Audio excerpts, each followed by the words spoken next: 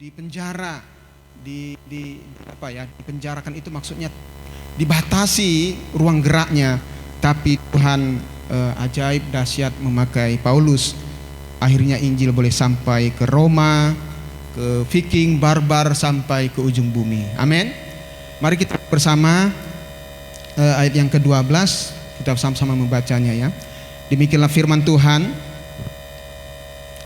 Aku menghendaki saudara-saudara supaya kamu tahu bahwa apa yang terjadi atasku ini justru menyebabkan kemajuan Injil.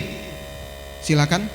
Sehingga telah jelas bagi seluruh istana dan semua orang lain bahwa aku dipenjarakan karena Kristus. Ayat 14. Dan kebanyakan saudara dalam Tuhan telah beroleh kepercayaan karena pemejaraanku untuk bertambah berani berkata-kata tentang firman Allah dengan tidak takut. Ada orang yang memberitakan Kristus karena dengki dan perselisihan, tetapi ada pula yang memberitakannya dengan maksud baik. Mereka ini memberitakan Kristus karena kasih, sebab mereka tahu bahwa aku ada di sini untuk membela Injil. Tetapi yang lain karena kepentingan sendiri dan dengan maksud yang tidak ikhlas, sangkanya dengan demikian mereka memperberat bebanku dalam penjara. Tetapi tidak mengapa, sebab bagaimanapun juga Kristus diberitakan baik dengan maksud palsu maupun dengan jujur. Tentang hal itu aku bersuka cita dan aku tetap bersuka cita. Karena aku tahu bahwa kesudahan semua ini adalah keselamatan oleh doamu dan pertolongan Roh Yesus Kristus. Sebab sangat kurindukan dan kuharapkan ialah bahwa aku dalam segala hal tidak akan beroleh malu, melainkan seperti sedia kala, demikian pun sekarang Kristus dengan nyata dimuliakan di dalam tubuhku, baik oleh hidupku maupun oleh matiku. Karena bagiku hidup adalah Kristus dan mati adalah keuntungan. Tetapi jika aku harus hidup di dunia ini, itu berarti bagiku bekerja memberi buah. Jadi mana yang harus kupilih? Aku tidak tahu. Aku didesak dari dua pihak. Aku ingin pergi dan diam bersama-sama dengan Kristus. Itu memang jauh lebih baik. Tetapi lebih perlu untuk tinggal di dalam dunia ini karena kamu.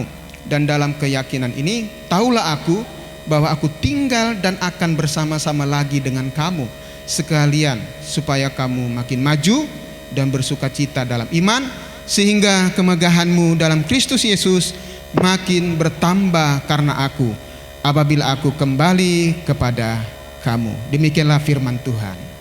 Berbahagialah kita dan menjadi pelaku-pelaku firman Tuhan. Amin. Mari kita berdoa. Tuhan, berfirmanlah di tengah-tengah kami, supaya kami semuanya menyadari bahwa Injil itu adalah kekuatan Allah yang memerdekakan, yang membebaskan, dan membawa semua umat Tuhan yang masih hidup dalam kegelapan dibawa kepada terang-Mu yang ajaib.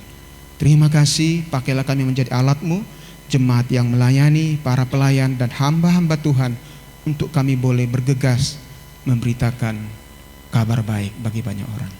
Kami mau belajar melalui Paulus. Tuhan pimpin kami supaya oleh firman Tuhan dan kuasa Roh Kudus kami dibangkitkan dan diberi semangat yang baru untuk membangun kerajaan Tuhan di muka bumi ini. Urapi hamba dan kami semuanya.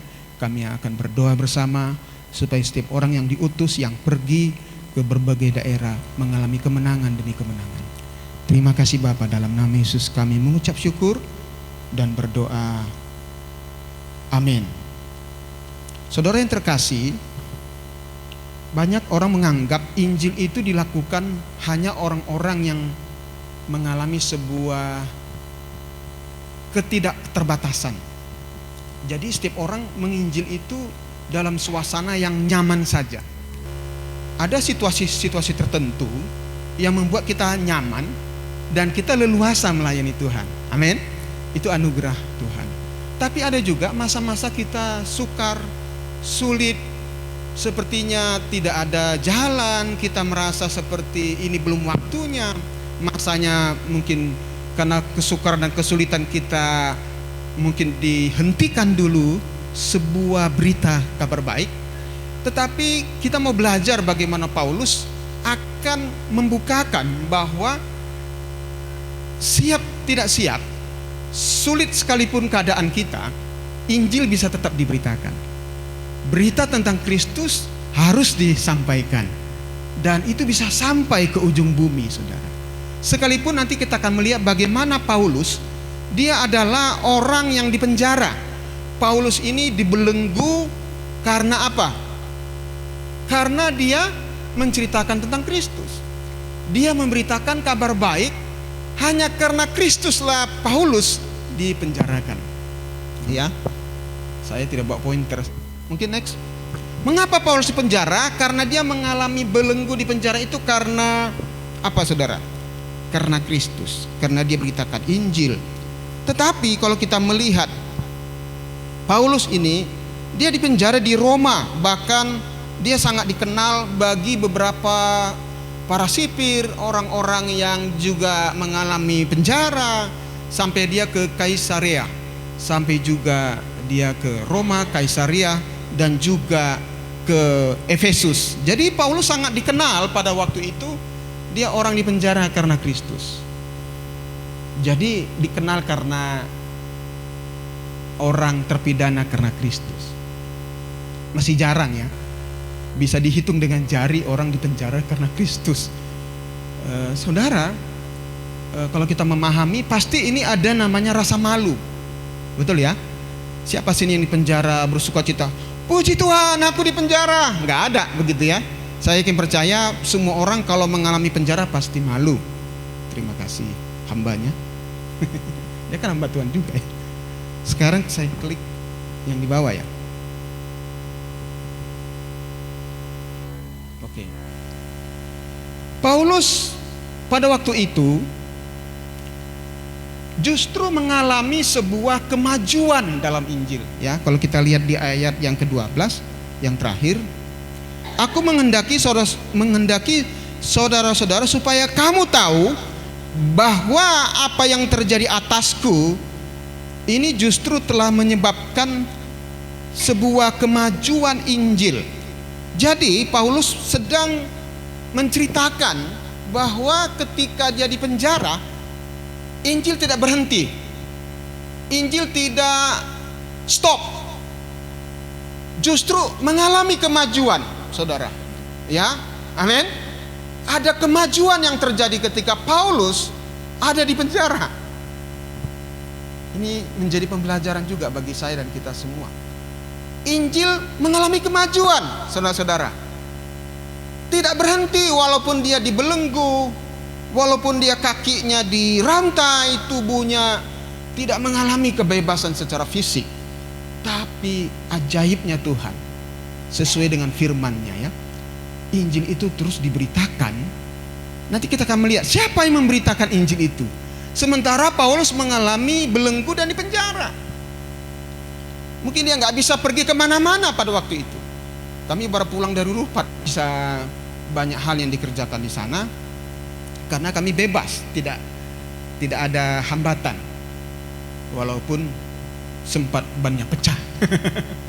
Tapi itu tidak menghalangi kami juga untuk pergi, karena ada solusi dalam setiap masalah. Demikian juga Paulus, sekalipun Injil itu seperti terhambat menurut orang-orang pada waktu itu, tapi Injil itu tetap mengalami kemajuan. Ketika Paulus di penjara, dia menceritakan kepada siapa saja tentang Kristus. Melalui kematian Yesus, bagaimana proses kelahiran Yesus, sampai kematian Yesus diceritakan dan kebangkitannya. Bahkan ada orang-orang Kristen pada waktu itu melihat Paulus, hatinya dibesarkan, saudara. Amin. Karena melihat bagaimana mereka melihat Paulus sekalipun dibelenggu, dia tetap bersuka cita dalam masa-masa sulit. Itu mendorong banyak orang Kristen pada waktu itu yang ada di penjara juga. Mereka makin bersemangat memberitakan tentang Kristus. Karena pada waktu itu para sipir, orang-orang penjaga penjara, Mereka juga mendengar tentang Injil. Saya ada bawa koin, saudara. Kalau koin di sini kita punya, ini 500 rupiah ya. Berarti ada dua sisi. Ada gambar, lalu ada angka. Kalau uang ini jatuh, saya yakin gak ada yang mau ngambil ya, karena nilainya rendah. Tapi kalau gambar dan angka ini salah satunya tidak ada, contohnya gambarnya apa nih? Ada salah satu gambar burung Garuda dan angka 500. Kalau ada satu saja, satu sisi saja tidak ada, contohnya gambar saja, hanya angka, kira-kira laku nggak uang ini? Tidak ya? Ya anggaplah ini 100 ribu, gambar dan angka, salah satunya tidak ada, maka tidak ada nilainya, betul ya? Artinya apa? Kehidupan kita sebagai orang jemaat yang melayani, kita seperti mata uang koin ini, tidak terpisahkan antara gambar dengan angka, ya. Dan kita nilainya sangat tinggi kalau kita ini tidak terpisahkan, karena kalau kita sudah ditebus oleh darah Yesus dan sudah diselamatkan, maka kita sudah diampuni dan menjadi anak-anak Allah. Amin. Dan kita diberi kuasa oleh Tuhan ketika kita menjadi anak-anak Allah. Dan juga kita bisa mengusir setan-setan. Amin. Kita sudah belajar pada minggu lalu ya, bahwa kita seperti mata uang ini, saudara, menjadi anak-anak Allah yang tidak dipisahkan. Kalau kita bekerja sebagai seorang profesi, tapi hati kita melayani Tuhan. Saya ulang lagi ya, yang gambar ini adalah orang yang sudah ditebus, bahwa kita menjadi berharga di mata Tuhan. Yang gambar angka ini, kita orang-orang yang melayani Tuhan, sekalipun kita profesinya sebagai seorang sales, pekerja di kebun, atau kita karyawan atau guru. Jadi seperti ini gambaran bagaimana Paulus dimanapun dia berada. Walaupun dia di penjara, dia tetap melayani Tuhan. Walaupun dia dibelenggu, difitnah, dan dianiaya, dia tetap menceritakan siapa itu Yesus. Amin. Nah, kita rindu seperti mata koin ini, tidak terpisahkan. Sekalipun banyak kesulitan, kesukaran yang kita hadapi, kita tidak bisa dihapus dari satu sisi ini, saudara. Paham ya? Ayo, kita seperti Paulus, baik di penjara, waktu di kebun, waktu kita ada di kantor, di pasar, atau kita seperti seorang super Grab, Gojek, dimanapun kita berada, seperti mata koin ini. Kita dikenal orang-orang yang mengasihi Tuhan dan melayani Dia. Pak, gimana kalau kami mengalami aniaya kalau di penjara? Ingat saja seperti Paulus. Amin. Ya, berita tentang Paulus sampai kemana-mana. Akhirnya orang-orang Kristen di sana semakin berani. Mari kita melihat di ayat yang berikutnya. Mereka berani menceritakan siapa Yesus karena mereka melihat Paulus jadi contoh dan teladan. Ayat yang ke-13 mari kita baca. Sehingga telah jelas bagi seluruh istana dan semua orang lain bahwa aku dipenjarakan karena Kristus. Itu sudah jelas. Dan kebanyakan saudara dalam Tuhan telah beroleh kepercayaan karena pemenjaraanku untuk bertambah berani berkata-kata tentang firman Allah dengan tidak takut. Ada orang memberitakan Kristus karena dengki, perselisihan, tetapi ada pula yang memberitakannya dengan maksud baik. Mereka yang memberitakan Kristus karena kasih, sebab mereka tahu bahwa aku ada di sini untuk memberitakan Injil.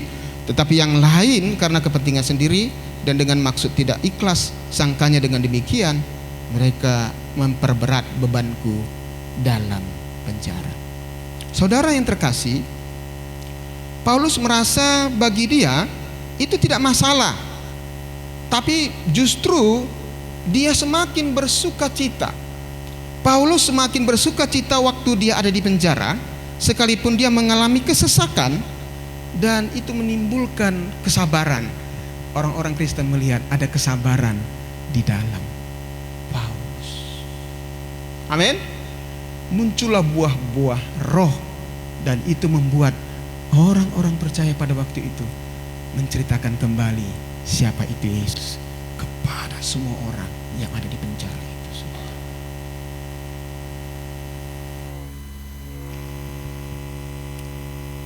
Karena kita mau doa, kita lebih cepat lagi ya. Nah saudara, mari kita buka Roma 5 ayat 3 sampai 4. Apa yang membuat Paulus tetap menjadi bersuka cita, saudara? Kita buka Roma 5 ayat 3 sampai 4 ya.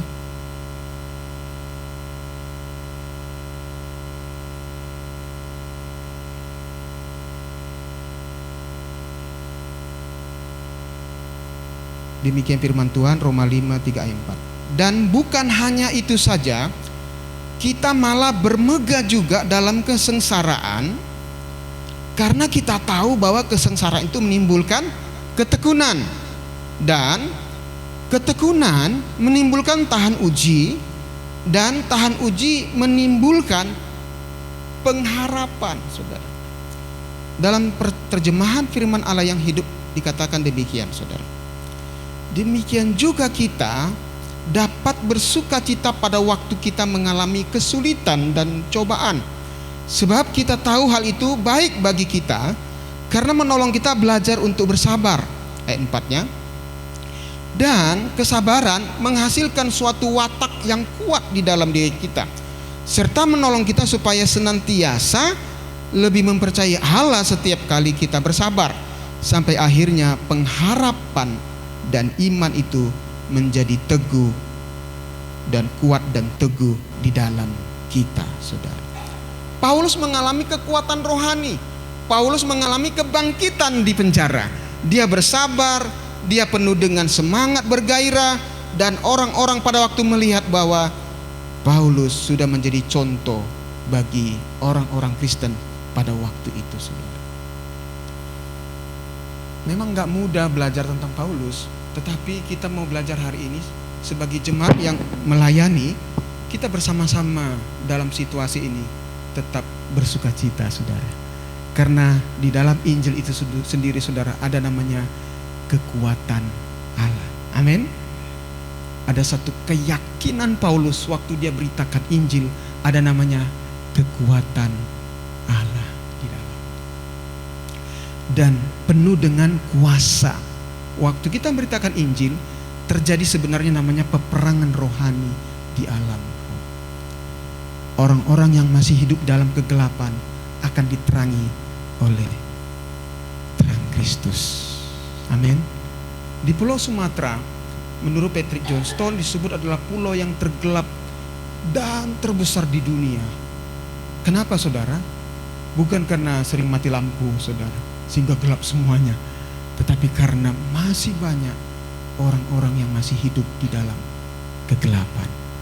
Kita sebagai jemaat yang melayani, mari kita membawa terang Kristus di tengah-tengah kegelapan, supaya penuh kesabaran kita mendoakan, penuh kesabaran masa-masa sulit kita tetap membawa terang Kristus di tengah-tengah kegelapan, saudara. Amin.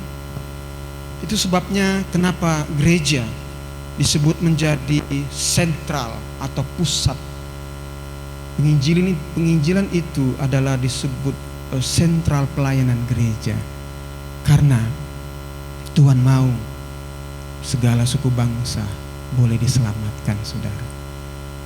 Menjadi pusat pelayanan, penginjilan dan misi itu, supaya kehadiran gereja membangun kerajaan Allah dimanapun kita berada. Amin, saudaraku. Dan kita berdoa, nantinya ada rekan-rekan mahasiswa TNG akan ke Pulau Rupat ya, pada tanggal berapa? 14 ya, Juni. Biarlah kehadiran para mahasiswa, masa muda daripada rekan-rekan kita mahasiswa ini, membawa terang ketika mereka pergi ke Pulau Rupat, bahkan ke hutan Sama, melalui kunjungan dan mission trip mereka di Pulau Rupat, saudara. Amin. Kita berdoa juga dalam setiap masa-masa kita belajar firman Tuhan, semakin banyak orang yang rindu hidup di dalam terang Kristus, sehingga orang-orang Kristen khususnya di Pekanbaru Riau ini saudara tidak takut memberitakan Kristus. Amin. Tidak takut sekalipun ada ancaman, ada aniaya akan dialami. Tidak takut belenggu. Tidak takut akan sesuatu yang menekan kita saudara. Karena sekali lagi Injil itu adalah kekuatan Allah. Amin.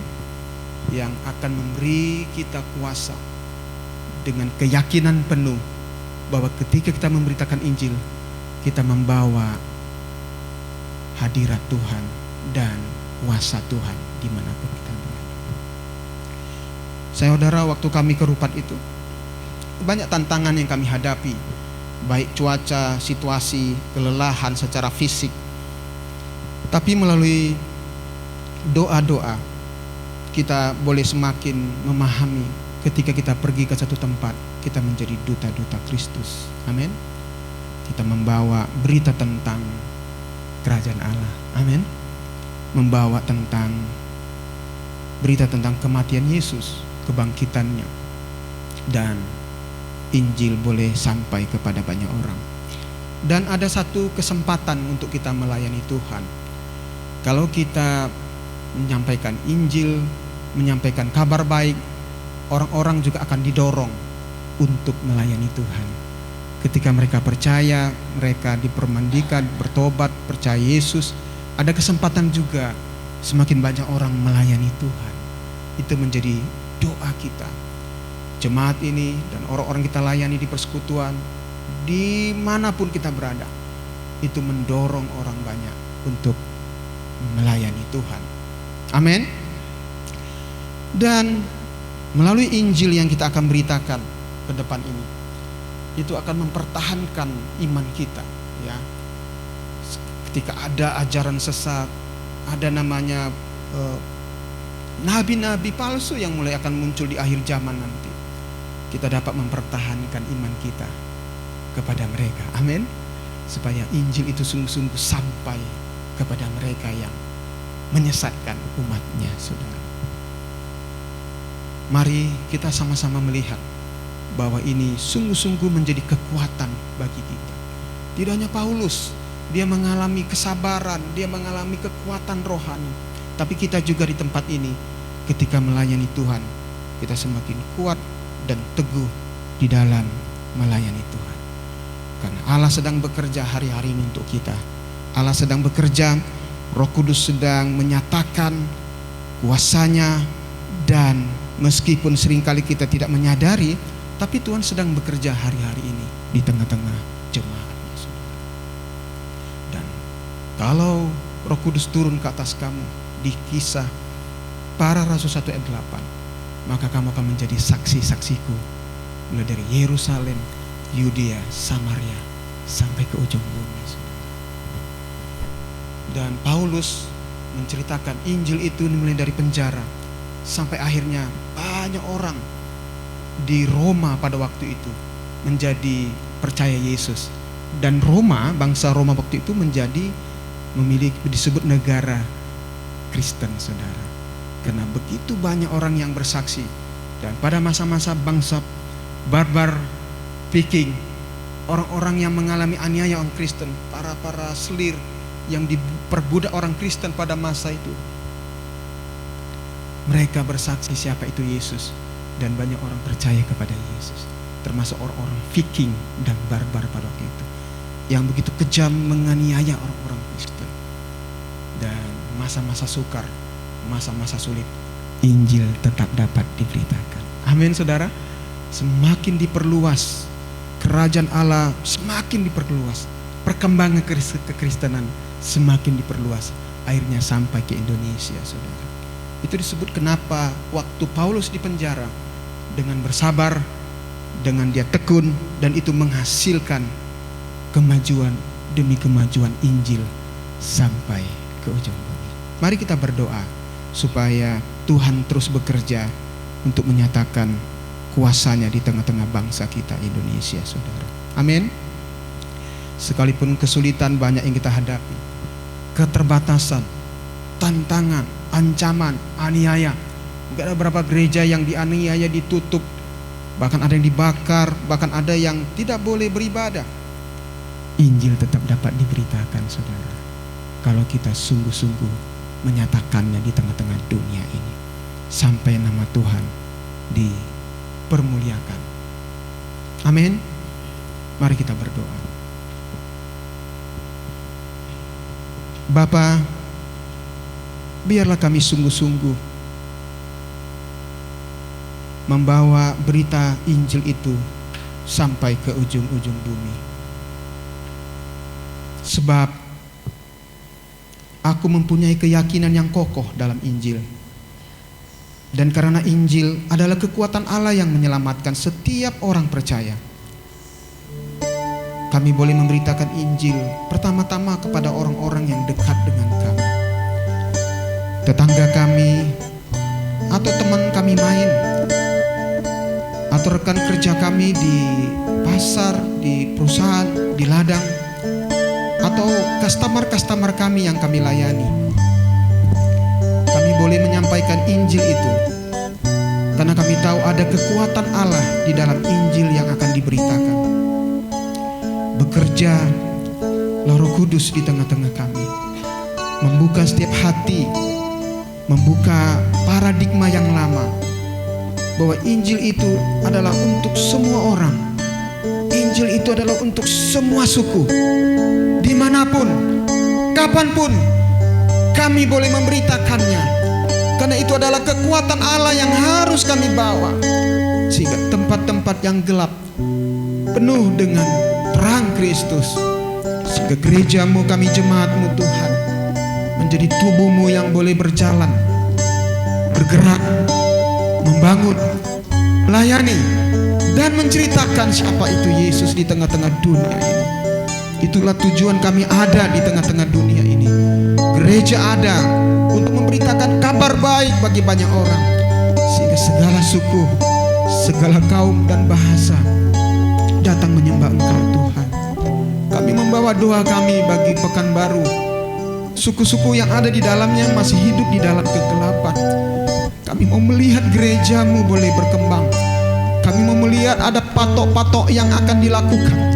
Apa yang kami injak itu menjadi milik Tuhan, karena Injil itu adalah kekuatan Allah yang akan diberitakan dengan penuh keyakinan, penuh kuasa ya Tuhan.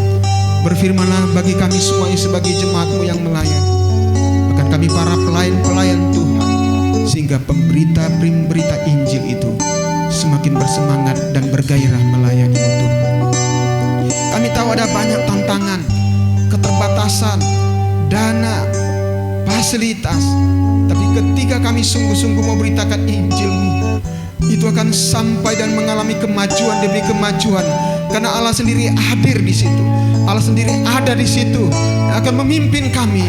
Kuasa Roh Kudus-Mu oleh firman Tuhan, berita itu akan sampai kepada ujung-ujung bumi Tuhan.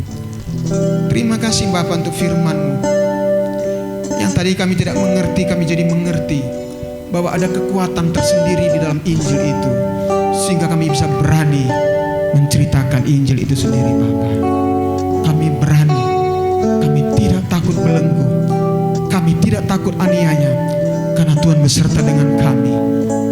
Gada dan tongkat-Mu Tuhan itu ada beserta dengan kami.